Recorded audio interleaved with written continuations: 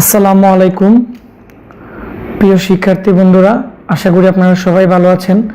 তো আজকে আমরা একটি ভিডিও বানাবো, এটি হচ্ছে থার্মাল পেস্ট কি এবং থার্মাল পেস্ট আপনারা কিভাবে ইউজ করবেন এবং কি কারণে আপনারা বিশেষ করে থার্মাল পেস্ট ইউজ করবেন। তো আমি আজকে আপনাদেরকে দেখাবো। তো বিশেষ করে ল্যাপটপ, ডেস্কটপ, মাদারবোর্ডে থার্মাল পেস্টের কারণে কি ধরনের সমস্যা হয় এবং কি ধরনের থার্মাল পেস্ট আপনারা নর্থ ব্রিজ, সাউথ ব্রিজ এবং প্রসেসর এবং আপনারা কোন জায়গার মধ্যে কি ধরনের পেস্ট আপনারা ব্যবহার করবেন আজকে আমি আপনাদেরকে দেখাবো। তো আশা করি যারা আমার এই ভিডিওটি আজকে শুরু থেকে একবারে শেষ পর্যন্ত মনোযোগ দিয়ে দেখবেন, তাহলে বিশেষ করে আপনারা থার্মাল পেস্টের ব্যবহারও আপনারা অতি সহজে জানবেন এবং এই পেস্টের কারণে কি ধরনের সমস্যা হয় তাও আমি আপনাদেরকে আজকে বলে দিব। তো বন্ধুরা, তাহলে আমাদের যে আজকে ভিডিওটি আছে এখন আমরা এটি শুরু করব।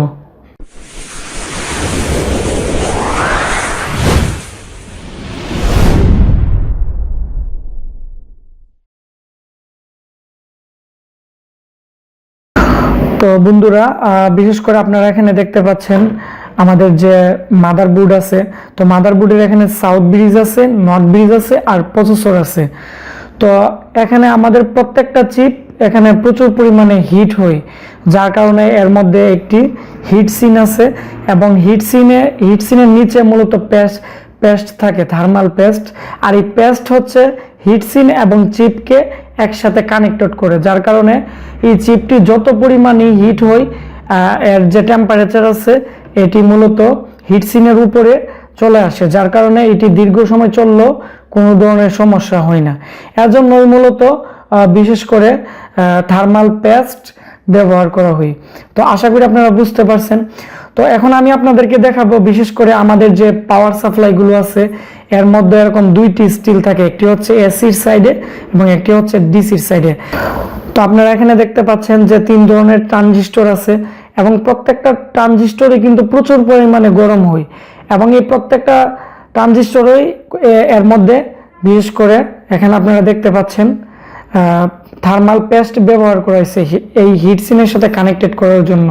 তো এই বিশেষ করে এখানে এক ধরনের থার্মাল পেস্ট ব্যবহার করা হয়েছে, বিশেষ করে এখানে আপনারা দেখতে পাচ্ছেন নর্থ ব্রিজ, সাউথ ব্রিজে এক ধরনের থার্মাল পেস্ট ব্যবহার করা হয়েছে এবং প্রসেসরও থার্মাল পেস্ট ব্যবহার করা হয়েছে অন্য ধরনের। তো আমি এখন আপনাদেরকে দেখাবো কি ধরনের থার্মাল পেস্ট মূলত এগুলোতে ব্যবহার করা হয়েছে। তো এখানে আপনারা একটি দেখতে পাচ্ছেন একটি সিরিজের মধ্যে একটি থার্মাল পেস্ট। তো এগুলোর মধ্যে অনেক সময় 1 নাম্বার এবং 2 নাম্বার থাকে, এগুলো আপনারা দেখে কিনবেন এবং এর যে মার্ক আছে বা সিরিয়াল নাম্বার আছে এগুলো দিয়ে আপনারা গুগলে সার্চ করবেন, তাহলে আপনারা বুঝতে পারবেন যে এটি কি ধরনের বা কিভাবে ব্যবহার করবেন, এগুলো বিস্তারিত জানতে পারবেন। তো সিরিজ টাইপের যে থার্মাল পেস্ট আছে, এই থার্মাল পেস্ট মূলত আপনারা প্রসেসরের মধ্যে ব্যবহার করবেন, যেমন ল্যাপটপ এবং ডেস্কটপের যত ধরনের প্রসেসর আছে এগুলোতে ব্যবহার করবেন। তো এগুলোতে ব্যবহার করার সঠিক নিয়ম আমি আপনাদেরকে এখন দেখাবো।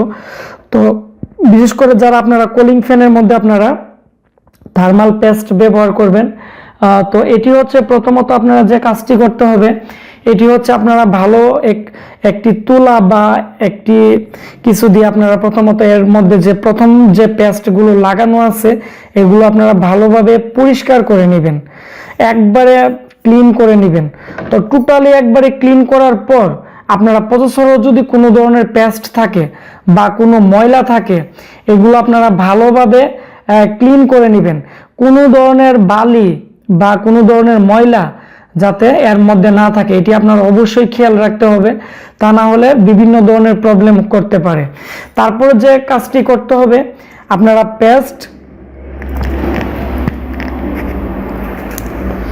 পেস্টটি আপনারা খুলে বিশেষ করে যে কাজটি করতে হবে প্রসেসরের উপরে আপনারা হালকা একটু আপনারা লাগিয়ে দিবেন। তো হালকা একটু লাগিয়ে এর সাইডে আপনারা হালকা একটু ভরাট করে নেবেন এবং বেশি দেওয়া যাবে না। তো অনেকে আছেন আপনারা প্রসেসরের পেস্ট একটু বেশি ব্যবহার করেন, যার কারণে এই পেস্টটি সাইডে একটু গিয়ে বিশেষ করে যে প্রসেসর আছে প্রসেসরের পিনের মধ্যে লেগে অনেক সময় পিনও নষ্ট হয়ে যায়। তো এটি আপনারা খেয়াল রাখতে হবে। তারপর আপনারা কুলিং ফ্যানটি ভালোভাবে লাগিয়ে নেবেন, লাগিয়ে নেবেন। আর কুলিং ফ্যানটি লাগানোর সময় আপনারা বেশি টাইট করবেন না, স্বাভাবিকভাবে রেখে আপনারা লাগাবেন। তা না হলে যে বিশেষ করে যে আপনারা থার্মাল পেস্ট আছে এটি বিভিন্ন ধরনের প্রবলেম হতে পারে। তো স্বাভাবিকভাবে লাগাবেন। আর কুলিং ফ্যান যখন আপনারা লাগাবেন 4টি পিনই যাতে ভালোভাবে লাগে ওইটা খেয়াল করবেন। কারণ আপনারা যদি এখানে 4টি পিন যদি ভালোভাবে না লাগে তাহলে কিন্তু কম্পিউটার কিন্তু বিশেষ করে আধা ঘন্টা 1 ঘন্টা চলে বন্ধ হয়ে যাবে। তো এটি আপনারা খেয়াল রাখতে হবে। এইভাবে হচ্ছে আপনারা যত ধরনের বিশেষ করে প্রসেসর আছে এবং কুলিং ফ্যান আছে এগুলোতে আপনারা থার্মাল পেস্ট ব্যবহার করবেন। তারপর হচ্ছে নর্থ ব্রিজ সাউথ ব্রিজে অনেক সময় আপনারা হিট দেন বা এগুলো খুলেন বা কাজ করেন। তো ওই ক্ষেত্রে আপনারা যে কাজটি করবেন, আপনারা যদি কখনো খুলেন আপনারা বিশেষ করে নর্থ ব্রিজটি ভালো করে খুলবেন।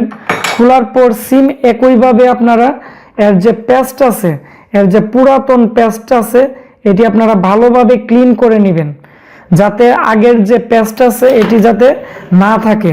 আগের পেস্টগুলো থাকলে আর আপনারা যখন নতুন পেস্ট আপনারা ব্যবহার করবেন তাহলে এর যে টেম্পারেচার আছে বিশেষ করে হিটসিনের মধ্যে ভালোভাবে আসবে না।